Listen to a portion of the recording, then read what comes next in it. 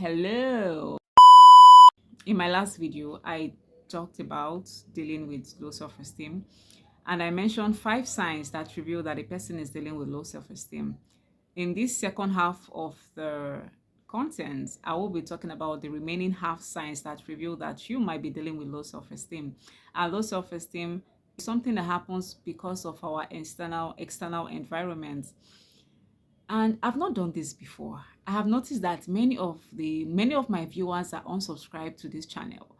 If you've been following my videos, if you've been watching me, why are you not subscribed? I mean, what is stopping you from subscribing to this channel? Please subscribe so that you can be notified when I put up a new content, so that you can join this family. I'm building a family.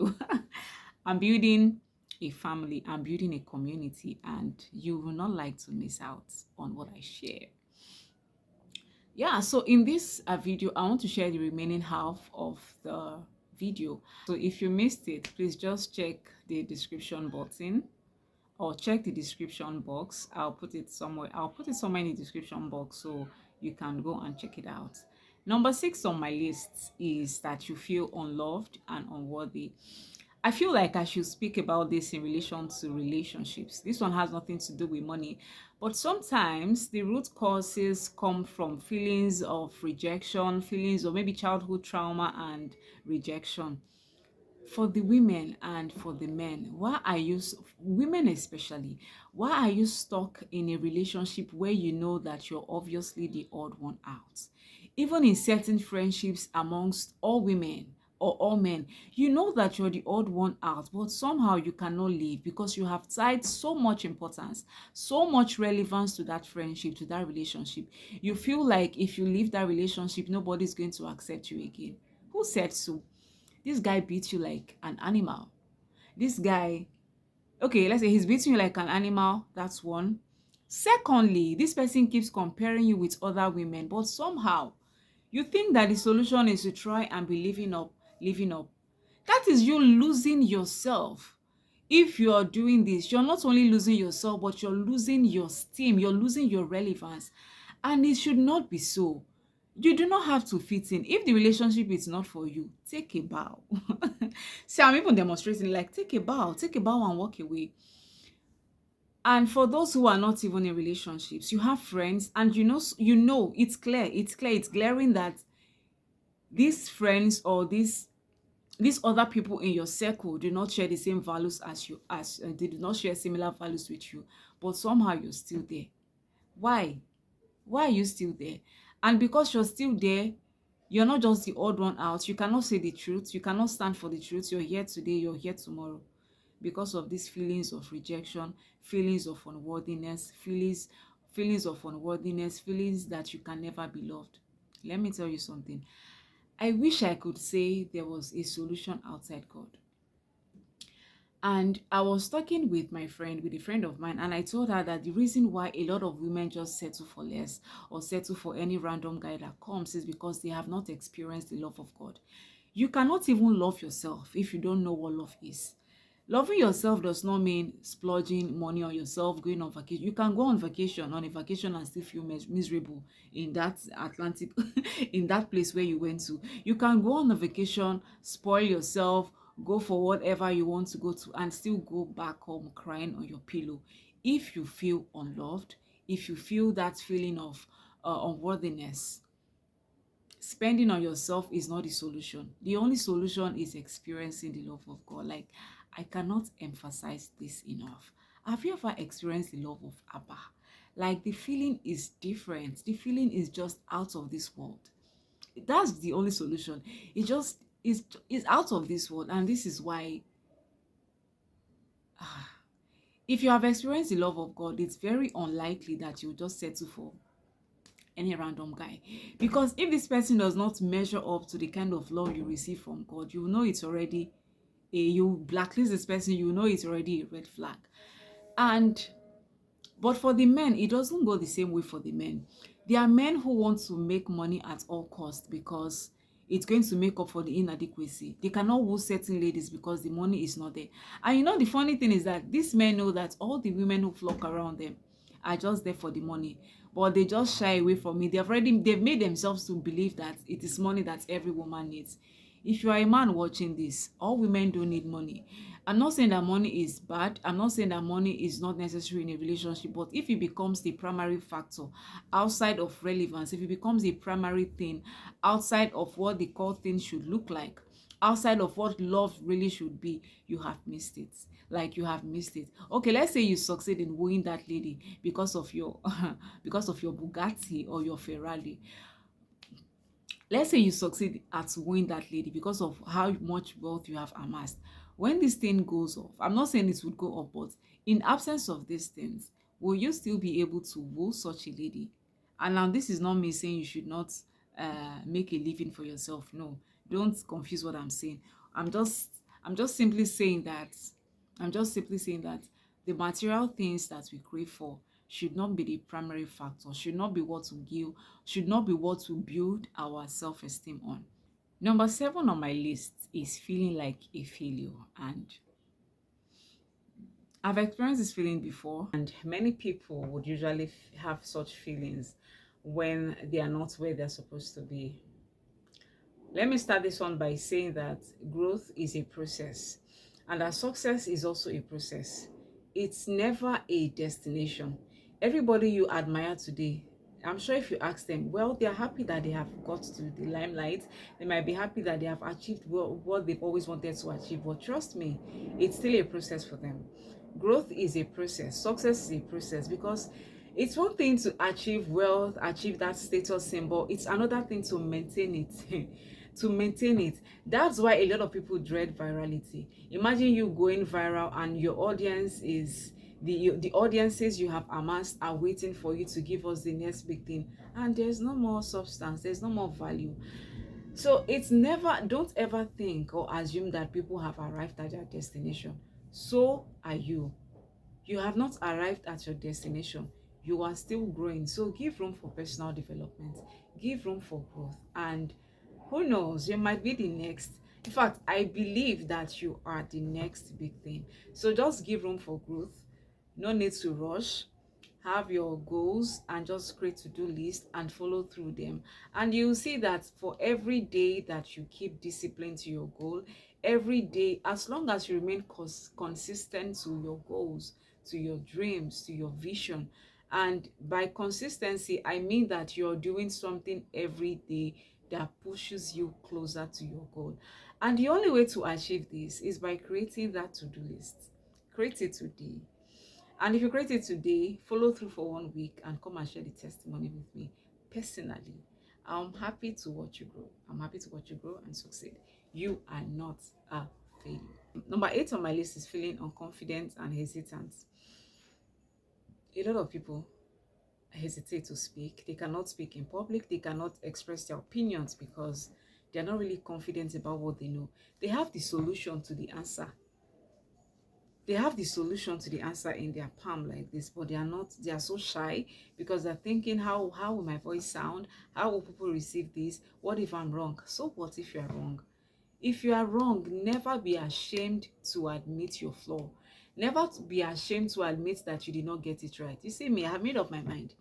If I goof at any point in my life, I will say sorry. And I will move on. I will move on. Just say sorry and move on. It's actually maturity to admit that you goofed at some point. It's maturity to admit that you made a mistake, and it's a room for improvement. So never be ashamed or hesitant to express your opinion, to tell your story, or to give an answer to a question. Who knows, that might be a game changer for you, because your proposition or your proposition or your suggestion might just be what the world needs. So kill shyness. Kill shyness and move on to your next level. You don't need to build excess validation from other people. Speak up, even if what you're saying is wrong. Speak up, and that way you're building confidence. Building confidence it will not happen overnight. But if you take cognizance of these steps that I'm pushing one by one, little by little, you realize that gradually you're building your self-esteem. Number 9 sign on my list is feelings of shame and guilt. And this one is for people who are embarrassed about where they live, embarrassed about how much they earn, embarrassed about what they eat. You live somewhere in Bariga or Ajegunle or wherever you want to call it, and you are ashamed. So what? You live in one room with your parents. So what? Don't let it define you. You have the right. You have you have the window to shape how your future can be. There is nothing you can do about your past. Your past is your past. But there is so much you can do to create the future that you love. So instead of dealing with instead of dealing with emotions of shame and guilt, how about you think about what to do to make yourself a better place? If you listen to a person like Vusi Tambakwayo, you would realize that there was nothing in his upbringing, there was nothing in his childhood that looks like what he is today. You would realize that his father died at an early age, but somehow, and it's not by chance, it's not luck. If you listen to him clearly, you realize that he has gone through the process of studying. He has given himself to knowledge. He's very knowledgeable about things. And instead of pursuing money to make up for inadequacies, pursue knowledge. Being knowledgeable about certain things can help you kill guilt, can help you kill shame. Some people have made mistakes in the past, but they cannot move past the mistakes they have made. See, I made a lot of mistakes many years ago. I was making very, very wrong decisions about business, about investments, and all that, and all those things. And now that I know better, I realize that I made those mistakes because I lacked the knowledge. If you do not have the knowledge about stocks, why rush to buy stocks because you saw an ad presenting you with a juicy offer? I know it's the job of the marketer to present things to you, but it's also your own job as the buyer to request for knowledge. It's also your job as a buyer to request for even if you're not going to make requests, it's also your job as a buyer to make informed decisions. I know some entrepreneurs come to tell you that you must take those risks. It is not true. I beg to disagree. No established entrepreneur will ask you to take random risk. No, it's not true. Ask people like Brian Tracy. Ask people like Dangote of Nigeria. They will never advise you to just take random risk. Taking random risk are for people who are you betting?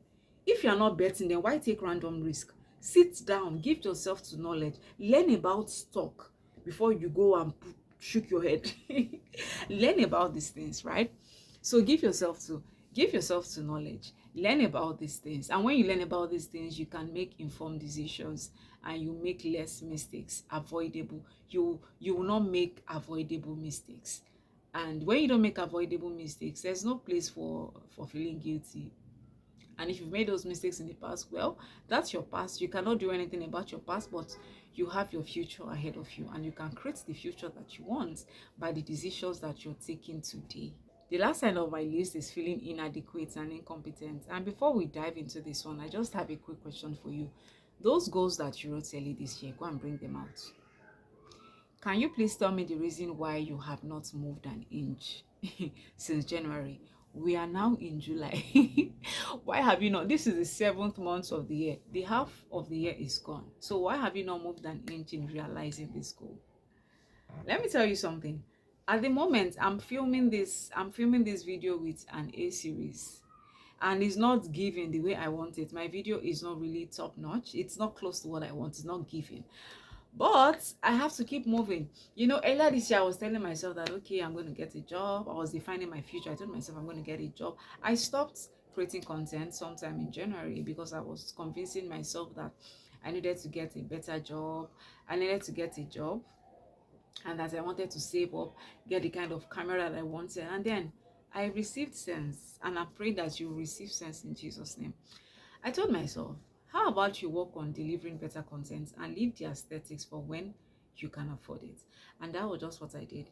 I'm still creating my videos with my A series, and I know that in a short while, as time goes on, while I'm trying to create better content, when we can afford better aesthetics, better background, and all of those things, we shall get there.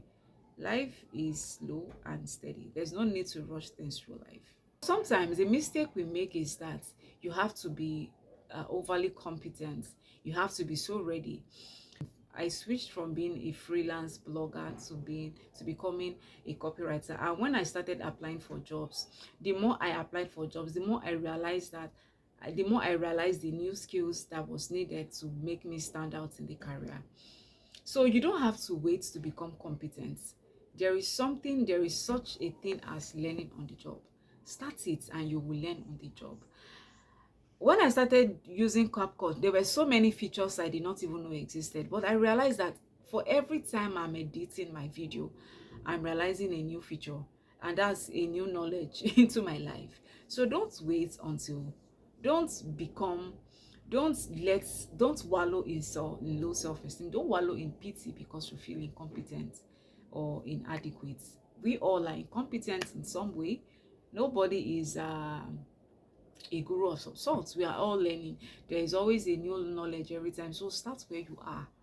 That place, I don't believe in starting big. I'm always pro start small. If there's anything like that, I'm pro start small.